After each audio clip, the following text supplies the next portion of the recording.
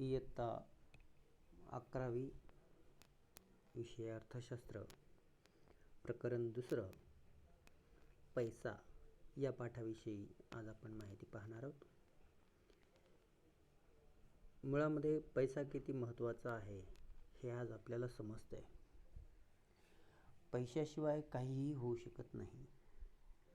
कोणतीही गोष्ट करायची असली तर आपल्याजवळ पैसा पाहिजे आणि पैशामुळे सगळे व्यवहार कसे सुरळीत झाले आपण पाहतो. बँकिंग व्यवस्थेमध्ये सध्या खूप मोठे बदल झालेले आहेत. ATMच्या साहाय्याने कधी पण पैसे काढू शकतो, भरू शकतो, पैसे पाठवू शकतो. ATMच्या साहाय्याने खरेदी विक्री करू शकतो. ATM कार्ड आहे, क्रेडिट कार्ड आहे, डेबिट कार्ड आहे.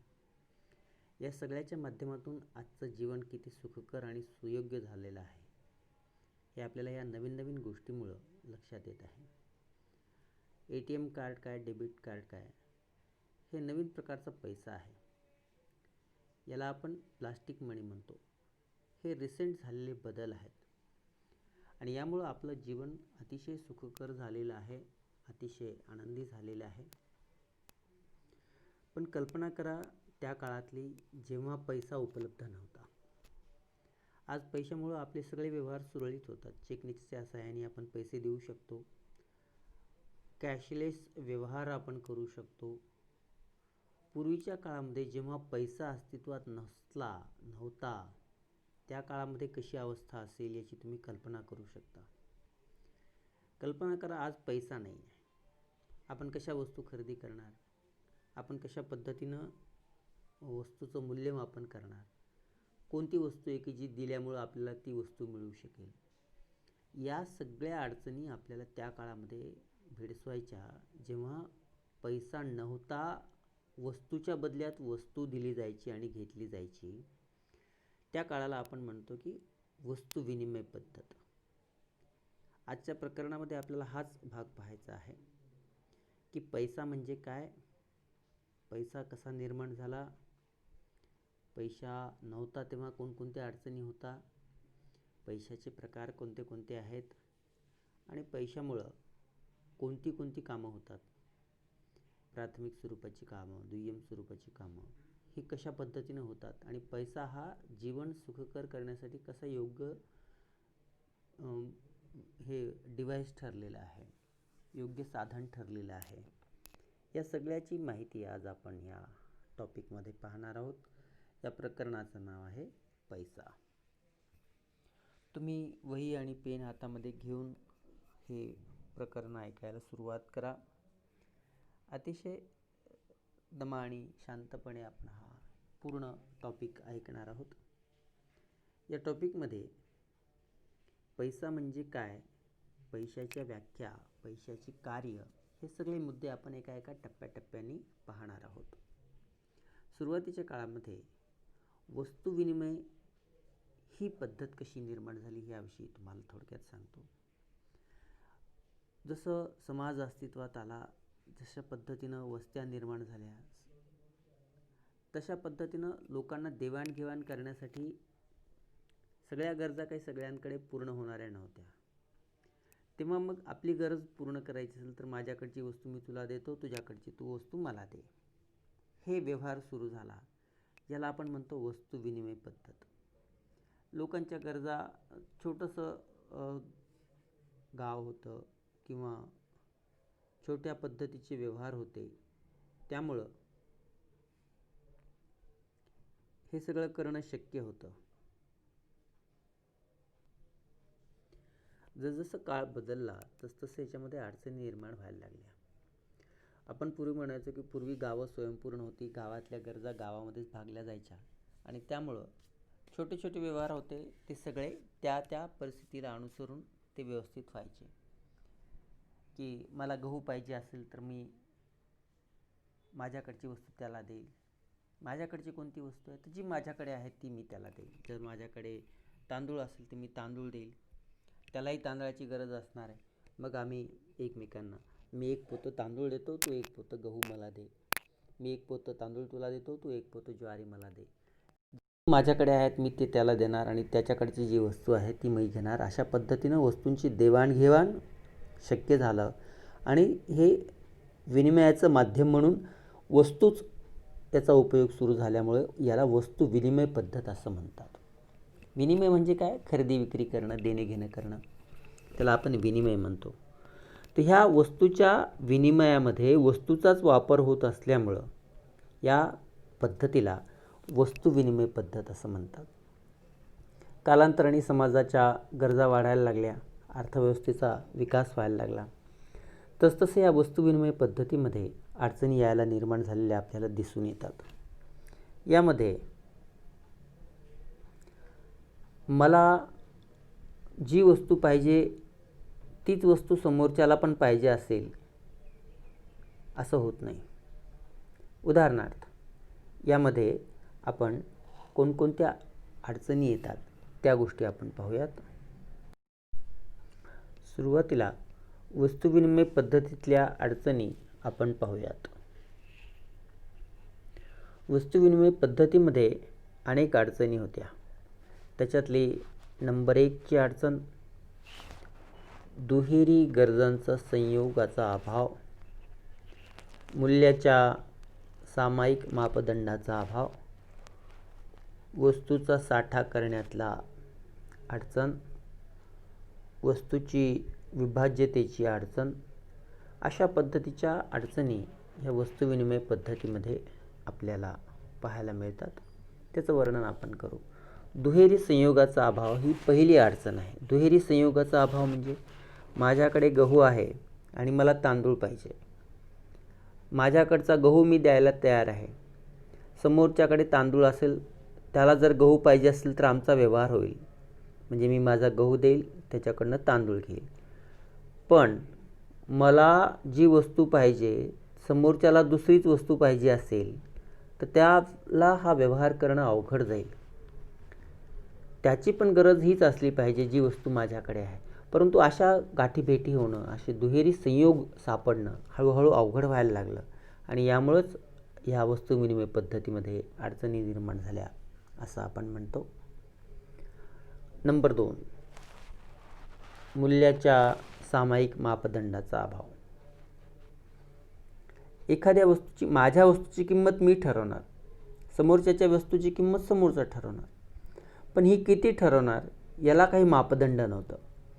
माझ्याकडे गहू आहे, मला कोणत्या दराने विकायचा आहे हे मी ठरवणार आणि समोरच्याकडे तांदूळ आहे, त्याला तो तांदूळ कोणत्या दराने द्यायचा आहे हो तो ठरवणार. मी एका पोत्याच्या बदल्यात 2 पोते तुझे तांदूळ दे असं जर म्हणलं तर समोरच्याला पटलं असं नाही. आणि त्यामुळं मूल्य ठरवायचं कसं, ह्या दोन्हीचा सांगड घालायची कशी, ही सुद्धा अडचण या वस्तू विनिमय पद्धतीमध्ये आपल्याला दिसून येते. त्यानंतर तिसरी अडचण होती वस्तूचा साठा करण्यातली अडचण. वस्तू विनिमय पद्धतीमध्ये वस्तूचा साठा करणं फार अवघड आहे. खास करून जेव्हा त्या वस्तू नाशवंत असतील. दूध आहे, दही आहे, अंडी आहे, भाजीपाला आहे, याचं आपण साठवण जास्त करू शकत नाही. आज माझ्याकडे ह्या वस्तू असतील तर ह्या वस्तू आजच्या आज मला विकल्या पाहिजेत. मी दूध देऊन मला जी पाहिजे असलेली ती वस्तू घेईल, मी अंडी देऊन मला पाहिजे असलेली ती वस्तू घेईल, मी मासे देऊन मला पाहिजे असलेली वस्तू देईल. मी भाजीपाला विकतोय, मी भाजीपाला देतोय, तर या भाजीपाल्याच्या बदल्यात मला त्या सगळ्या वस्तू मिळाल्या पाहिजेत.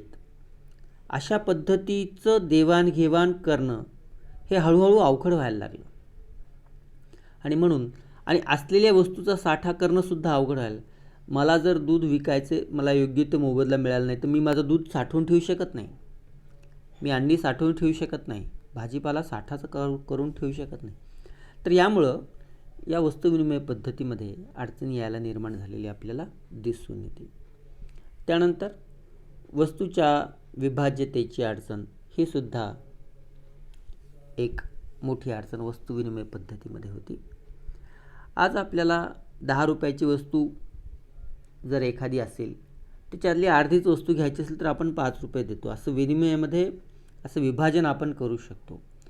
10 रुपयाला 2 पेनी आहेत, तर मला एकच पेन पाहिजे तर मी 5 रुपयाची एक पेन घेऊ शकतो. परंतु वस्तू विनिमय पद्धतीमध्ये काही वेळेस विभागणी करणं हे फार अवघड जायचं. उदाहरणार्थ घर आहे, घर जर विकायचं असेल तर, किंवा समोरच्या माणसाला अर्धच घर घ्यायचं असेल तर, किंवा एक प्राणी घ्यायचा आहे परंतु आपल्याकडे जेवढे पैसे पाहिजेत तेवढे पैसे नसतील तर ह्या गोष्टीमध्ये अडचणी यायला लागल्या आणि त्यामुळं वस्तुविनिमय पद्धतीमध्ये अडचणी आपल्याला आलेल्या दिसतात. अशा पद्धतीनं वस्तुविनिमय पद्धतीमध्ये वस्तुविनिमय पद्धतीतील आणखीन एक अडचण ती म्हणजे विलंबित देणी देण्याची अडचण. वस्तुविनिमय पद्धतीमध्ये कर्ज घेणे आणि कर्ज देणे या गोष्टी शक्य नव्हत्या. कारण कर्ज देणार कसं आणि दिलेलं कर्ज परतफेड करणार कशी. आज आपल्याला माहिती आहे, आपण बँकेत गेलो, एखादी वस्तू आपण कर्ज घेतलं तर त्याचं हे व्याजदर आहे आणि त्याचं हे हप्ता आहे असं आपल्याला लक्षात आलं तर आपण ते लगेच घेतो आणि भविष्यामध्ये ते फेडून टाकतो. परंतु वस्तुविनिमय पद्धतीमध्ये असं कर्ज घेणं आणि कर्जाची परतफेड करणं या गोष्टी अवघड झालेल्या होत्या. तर ही देखील एक अडचण वस्तुविनिमय पद्धतीतली होती असं आपण म्हणतो. पैसा नव्हता म्हणून या सगळ्या अडचणी आपल्याला त्यावेळेस भेडसावत होत्या.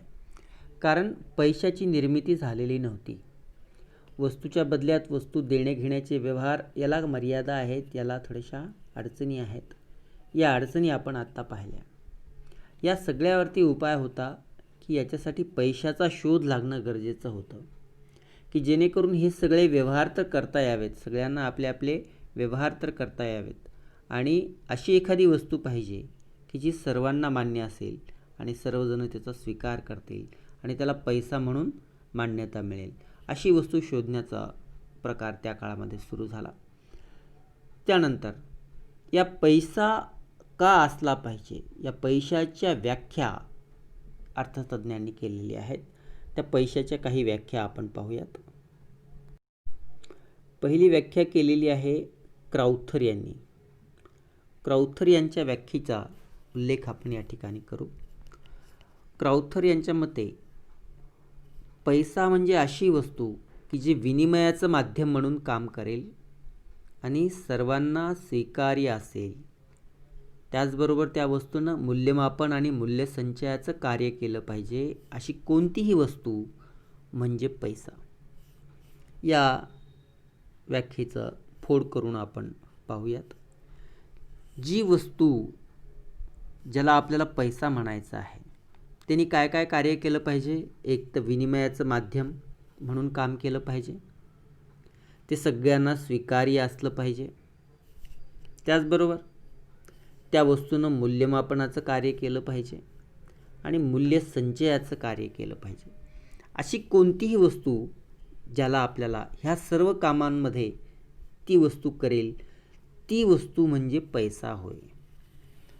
अशा पद्धतीची व्याख्या या क्राउथर यांनी केलेली आहे. त्यानंतर प्राध्यापक वॉकर यांनी पण एक व्याख्या केलेली आहे. जो पैशाचं कार्य करतो तो पैसा. अशी साधी सोपी व्याख्या त्यांनी त्या केलेली आपल्याला दिसून येते. अशा पद्धतीनं पैसा हे किती महत्त्वाची गोष्ट आहे हे याच्यावरून आपल्याला लक्षात येतं की पैसा हा किती महत्त्वाचा आहे. यानंतर पैशाचे प्रकार. आता जसजसं अर्थव्यवस्थेची उत्क्रांती झाली तसतसं याच्यामध्ये कशा कशा पद्धतीनं बदल झाले याविषयीची माहिती आपण पाहणार आहोत. पैशाचे प्रकार या पॉईंटमध्ये. नंबर 1 पैशाचे प्रकार. नंबर 1 पशु पैसा. नंबर 2 वस्तू पैसा. नंबर 3 धातू पैसा. नंबर 3 धातू पैशाची नाणी. त्याच्यानंतर प्रमाणित नाणी आणि गौण नाणी यांच्याविषयीची माहिती आपण सुरुवातीच्या काळामध्ये आता पाहूया. अर्थव्यवस्थेच्या सुरुवातीच्या काळामध्ये जेव्हा अर्थव्यवस्था मागासलेली होती, वस्तू विनिमय पद्धत ही चालू असायची, त्या काळामध्ये वस्तू हे सुद्धा पैसा म्हणून वापरलेलं आहे. आणि त्या काळात सुरुवातीला पशु आणि शेती हे दोनच त्या काळात व्यवसाय चालायचे. त्यामुळं पशुचा देखील पैसा म्हणून उपयोग केलेला आहे. मी गाय देतो, मी शेळ्या देतो, मी मेंढ्या देतो आणि मला पाहिजे असलेली ती वस्तू घेतो. अशा पद्धतीनं गायी, शेळ्या, मेंढ्या हे काय आहेत? पशु आहेत. या पशुचा वापर करून आपले आपले व्यवहार पूर्ण करायचं काम त्या काळामध्ये केलं जायचं. त्यामुळं गाईला, शेळीला, मेंढीला किंवा कोणत्याही पशुला आपल्याला पैसा म्हणून वापरलेलं आपल्याला त्या काळात दिसून येतं. यालाच म्हणायचं पशु पैसा. त्यानंतरच्या काळामध्ये आपण असं पाहतो वस्तू पैसा. त्या काळामध्ये देवाणघेण्यासाठी वस्तूलासुद्धा पैसा म्हणून आपण मान्यता दिलेली आहे. हत्सीदंत असतील, मोरपिसं असतील, धान्य असेल, शिंपले असतील, मीठ असेल, दगड असतील, दुर्मिळ दगड रंगीबेरंगी याचासुद्धा पैसा म्हणून आपण उपयोग केलेला आहे. हस्तिदंतच्या बदल्यात हत्तीचा दात. हस्तिदंत म्हणजे मी हत्तीचा दात देतो, मला 1 पोतं तांदूळ दे. किंवा मी पिसं देतो, मोराची पिसं किंवा वेगवेगळ्या पशुपक्ष्यांची पिसं असतील. शंख शिंपले आहेत. या सगळ्याचा उपयोग लोकांनी पैसा म्हणून केला. माझ्याकडे हे शिंपलं आहे, मला याच्या बदल्यात तांदूळ पाहिजे, गहू पाहिजे, धान्य पाहिजे, हे पाहिजे, ते पाहिजे, जे कोणती वस्तू पाहिजे असेल तर त्या काळामध्ये हे असं व्यवहार झालेले आहेत. म्हणजे वस्तूलासुद्धा आपण पैसा म्हणून स्वीकारलेलं आहे. पण हळूहळू ह्या वस्तू विनिमय पद्धतीमध्ये कशा कशा अडचणी निर्माण झाल्या याविषयीची माहिती आपण पाहिलेली आहे. त्यानंतर जसं जसं अर्थव्यवस्थेचा विकास झाला तसतसं या पैशामध्ये बदल झालेला आपल्याला दिसून येतो. कालांतराने धातू पैसा निर्माण झाला. धातूच्या सहाय्यानं पैसे नाणे पाडायचं कला माणसाला अवगत झाली. मग सोन्याची, चांदीची, तांब्याची, ॲल्युमिनियमची या पद्धतीची वस्तूचा उपयोग करून, या पद्धतीच्या धातूचा उपयोग करून नाणी पाडली जायची आणि नाणी पाडल्यानंतर त्याचा उपयोग पैसा म्हणून करायला सुरुवात झालेली आपल्याला दिसून येते. ह्या धातू नाण्यांमध्ये राजेशाहीच्या काळामध्ये वेगवेगळ्या राजांनी आपल्या आपल्या राजमुद्रा करून धातूची नाणी तयार केलेली आपल्याला दिसून येतात. परंतु त्यांचं नाणं त्यांच्याच प्रदेशामध्ये चालत होतं, दुसऱ्याच्या राज्यामध्ये ते चालत नव्हतं. त्याला थोड्याशा अडचणी होत्या. अशा पद्धतीनं ह्या नवीन नवीन धातू पैशामध्ये अडचणी आलेल्या आपल्याला दिसून येतात. याच्यानंतर धातू नाण्यांमध्ये सुद्धा 2 प्रकार आहेत. एक प्रमाणित नाणी आणि दुसरी गौण नाणी. प्रमाणित नाण्यांमध्ये ज्या नाण्यांचं मूल्य, दर्शनी मूल्य आणि अंतर्गत मूल्य हे जर सारखं असेल तर त्याला म्हणायचं की प्रमाणित नाणी. ही नाणी सोन्या चांदीची असतात. ब्रिटिश कालखंडामध्ये ही नाणी वापरली जायची. आज आपण कोणतीही प्रमाणित नाणी वापरत नाहीत. दर्शनी मूल्य म्हणजे समजा 1 रुपया आहे, त्या 1 रुपया हा झाला दर्शनी मूल्य. पण तो जर धातू विस्तळून आपल्याला जर तेवढेच पैसे मिळत असतील तर त्याला म्हणायचं प्रमाणित नाणी. दर्शनी मूल्य आणि आंतरिक मूल्य. दर्शनी मूल्य म्हणजे जे छापलेलं असतं ते, आणि आंतरिक मूल्य म्हणजे ते धातू वितळल्यानंतर धातूपासून सुद्धा आपल्याला तेवढाच पैसा मिळाला पाहिजे, त्याला म्हणायचं प्रमाणित नाणी. ही प्रमाणित नाणी ब्रिटिश काळामध्ये वापरली जायची. सोन्या चांदीचे नाणी ज्या काळात असायची त्या काळात वापरली जायची. आज आपण प्रमाणित नाणी वापरत नाहीत. दुसरा जो प्रकार आहे गौण नाणी. ह्या गौण नाणी म्हणजे दर्शनी मूल्य आणि त्याच्या अंतर्गत मूल्य याच्यामध्ये फरक असतो. दर्शनी मूल्यापेक्षा आंतरिक मूल्य हे कमी असतं, त्याला आपण गौण नाणी असं म्हणतो. अशा पद्धतीनं गौण नाणी ही आज आपल्या भारतामध्ये बहुसंख्य ठिकाणी चलनामध्ये असलेली जी नाणी आहेत ती सगळी गौण नाणी आहेत. म्हणजेच त्यांचं कमी मूल्याची नाणी आहेत असं आपण म्हणतो. अशा पद्धतीनं या नाण्यांच्या प्रकारामध्ये, धातू पैशामध्ये हे 2 प्रकार आपल्याला या ठिकाणी पाहायला मिळतात. त्यानंतरच्या काळात जशी जशी अर्थव्यवस्था बदलली, अर्थव्यवस्था विकसित व्हायला लागली, तसतसं हे धातू नाणी कॅरी करणं अवघड होतं. एका ठिकाणाहून दुसऱ्या ठिकाणी नेणं अवघड होतं. वहनीयता हा याच्यातली मोठी अडचण होती, कारण ती खूप जडच्या जड झालेली आपल्याला दिसायला याची, कारण ती धातूची नाणी होती. तर याला पर्याय काय, तर मग कागदी पैसा हा पैसा पुढे आला. त्यामुळं हा सुद्धा एक आपण जी कागदी पैसा सध्या वापरतो तो याच्यापैकीच एक भाग आहे. कागदी पैसा म्हणजे कागदाच्या पासून तयार झालेला पैसा, चलनी नोटा हे चलनी नोटा आपल्याकडे निर्माण करण्याचा अधिकार मध्यवर्ती बँकेलाच आहे. मध्यवर्ती बँकच सर्व चलनी नोटा या ठिकाणी निर्माण करते आणि वितरित करते. अशा पद्धतीनं कागदी नोटा हा देखील एक नाणींचा एक प्रकार आपल्याला प्रचलित झालेला आपल्याला दिसतो. आणि याच्यामध्ये मग खूप कागदी चलन हे खूप मोठ्या प्रमाणात वाढायला सुरुवात झाली. कागदी चलन हाताळायला सोपं असतं, साठवायला सोपं असतं, कॅरी करायला सोपं असतं, पाठवायला सोपं असतं. या सगळ्या गोष्टी असल्या आहेत तरी याच्यामध्ये सुद्धा काही काही अडचणी आहेत. कागदी नोटांचं आयुष्य कमी असतं. त्याचबरोबर कागदी नोटा हाताळत असताना त्या खराब होतात. त्यामुळं सुद्धा पैशाला थोडेसे त्रास झालेला आपल्याला दिसून येतो.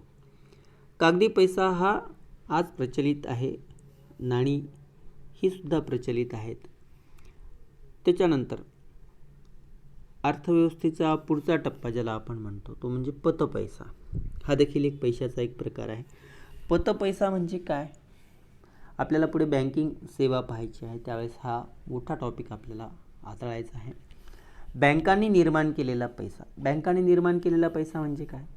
तर बँकांची एक पद्धत असते. लोकांकडून त्या ठेवी स्वीकारतात आणि लोकांना कर्ज रक्कम देतात.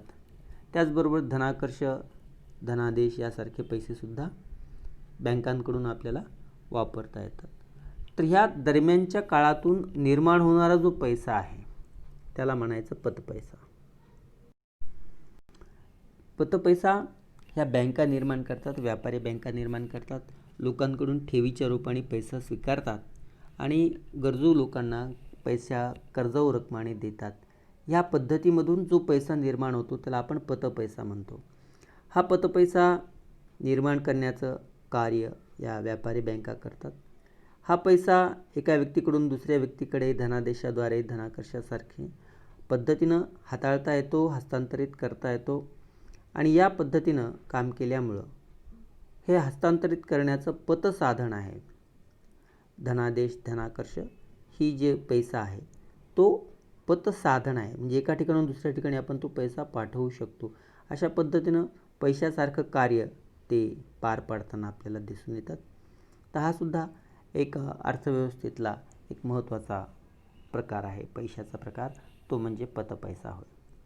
याच्याही पुढे जाऊन प्लास्टिक पैसा आज आपण जो वापरतो, डेबिट कार्ड, क्रेडिट कार्ड, हे तंत्रज्ञानाच्या सहाय्यानं तयार झालेला पैसा आपण म्हणतो.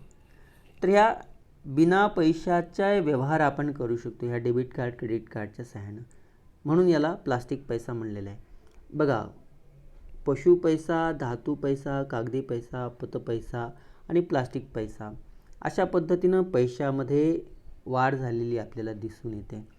आणि पैसा निर्माण झाल्यामुळं जीवन कसे सुखमय झालेलं आहे हे सुद्धा आपण या ठिकाणी पाहू शकतो. त्याच्यानंतर इलेक्ट्रॉनिक पैसा हा देखील एक पैशाचा एक नवीन प्रकार आहे. यामध्ये अर्थव्यवस्थेच्या विकासाच्या टप्प्यामध्ये ई पैसासुद्धा आपण आज वापरत आहोत. त्याला आपण इलेक्ट्रॉनिक पैसा म्हणतो.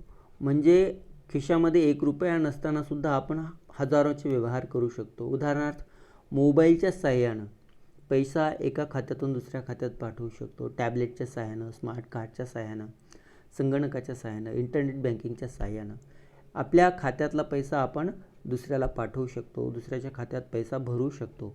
हा पैशाचा एक अतिशय ॲडव्हान्स प्रकार आपण ज्याला म्हणतो, ज्याला इलेक्ट्रिक पैसा असं आपण म्हणतो, हा सुद्धा एक पैशाचा प्रकार आहे. याच्यामध्ये अंकात्मक किंवा संगणकीय पाकिट, डिजिटल वॉलेट याला आपण म्हणतो, हे डिजिटल वॉलेटच्या सहाय्यानं सुद्धा आपण व्यवहार करू शकतो आणि तो सेफ, सुरक्षित आहे हे सुद्धा आपण या ठिकाणी पाहू शकतो. हे पशु पैसा ते इलेक्ट्रॉनिक पैसा हा जो पैशाचा प्रवास आहे तो अत्यंत मजेशीर आहे आणि पैसा निर्माण झाल्यामुळं किती अडचणी कमी झाल्या हे सुद्धा आपल्याला या ठिकाणी दिसून येतं. अशा पद्धतीनं हे पैशाचे प्रकार या ठिकाणी आपण पाहिले. पैसा म्हणजे काय, पैशाचं निर्माण कसं झालं, पैशाची प्रगती कशी झाली, पैशाचा विकास कसा झाला याविषयीची माहिती आपण आत्ता पाहिली. वस्तू विनिमय पद्धत म्हणजे काय होती आणि त्यामध्ये कोणकोणत्या अडचणी येत होत्या याही गोष्टी आपण पाहिल्या. या प्रकरणामध्ये आपण आणखीनही दुसऱ्याही गोष्टी पाहणार आहोत. चांगल्या पैशाचे गुणधर्म काय असतात कागदी चलनाचे फायदे तोटे काय आहेत याविषयीची पण माहिती आपण येणाऱ्या पिरियडमध्ये पाहणार आहोत. तत्पुरतं या ठिकाणी थांबूयात.